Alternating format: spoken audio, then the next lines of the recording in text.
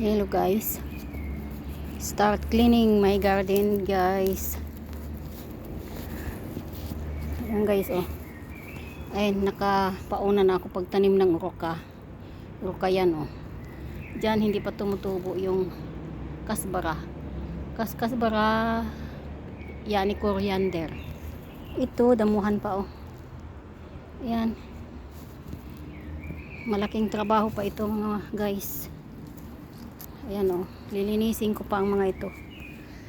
At ito ang aking compost, tinubuan na ng patatas, oh. Ayan, malapad pa ito. Dito, nakatanom na ako din. Nakapagtanim na ako ng kamote. Agoy, kinaykay na, oh. Kinaykay na kaagad ng pusa, tinaihan ng pusa. Ayan, nabunot na yung nakatanim. Loko tong mga pusa na to. Pag ganyan, nakikita nila, oh, dito tinambakan nila, oh, ang tanim dito. Pag ganyan, nakikita nilang nabuhaghag yung lupa.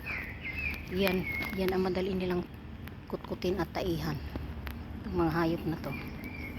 Pag sila ay nahuli ko, labas sila sa akin, maliligo sila ng tubig. Ito pala yung ano, pungango ng violet na repolyo. Patutubuin ko to. Diyan ka muna. Ayan, nagsisimula akong mag ano dito. Hindi gaanong tumitira yung ano dito, hindi tumatama ng maganda dito yung araw. Pag ganitong hapon, nasa kamay kunting araw dito. So pala sweltihan lang ang itatanim ko dito.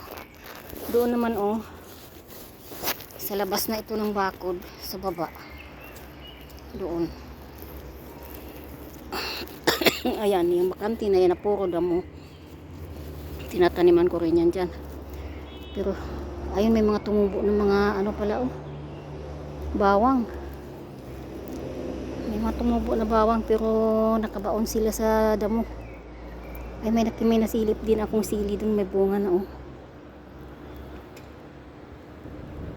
Ayan, malaking trabaho yan, oh. Hindi ko na yata kakayanin yan. Ayun, yung puno ng avocado, puno na rin naman ng bulaklak. Itong aking granadine, ayan, marami siyang bulaklak. Sana mabuo yung mga bulaklak niya. Ito naman ang aking guava. Ayan, recover pa lang sila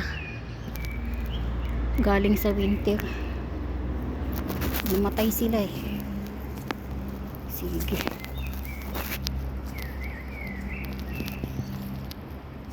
teka, ilipat ko yung bangko ko para paglagyan ko ng aking ito.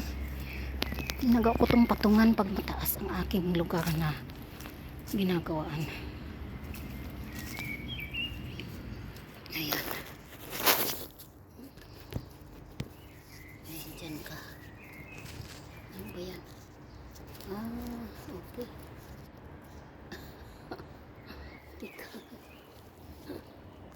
Ayan mga guys.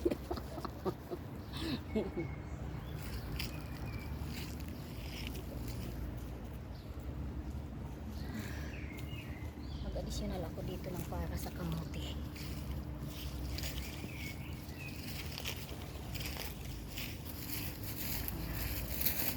Masipag ka lang dito guys. Kapag tanim ka ng kahit kunting gulay lang. Mahal ang gulay ngayon.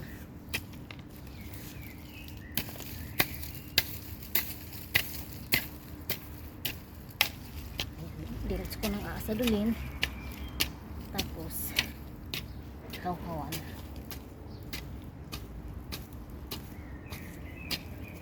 Exercise din to. Mag-additional ako dito ng tataniman ko ng kamote kasi meron pa akong galay. Ganun lang mga palanggay para hindi mas patapyas lang ang asadul, para hindi mahirap mag-cultivate. Bago hapuin, malapad na siya.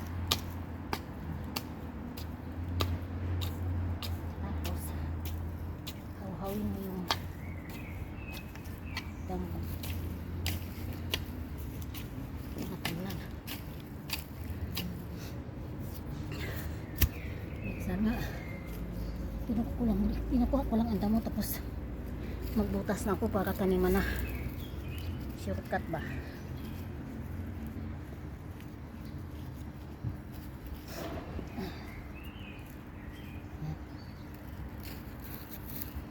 Shortcut. Shortcut na pagtrabaho. Ang dali lang maghingal. Bata pa talaga. Bata pa talaga. Itong mga pusa na to, kakatanim ko lang ng kamote. Bunot na nila talaga.